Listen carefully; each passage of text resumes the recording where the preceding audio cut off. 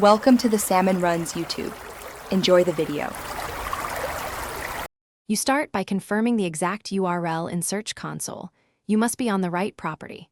Once there, open coverage and find the 404 row so you target the exact path. Next, click URL inspection and run a live test to see HTTP status, last crawl, and any indexing or noindex signals. Make sure to note server status codes and the recorded redirect chain so you know whether this is a content problem, server misconfiguration, or an intentional removal. Once you know the cause, implement the single correct fix.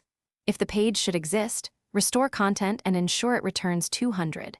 If it moved, set a 301 to the new canonical URL. Also remove any noindex tag or meta directive that prevents indexing.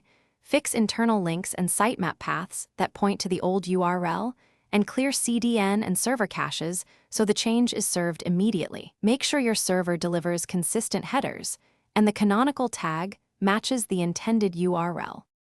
You finish by validating and asking Google to reprocess the fixed URL.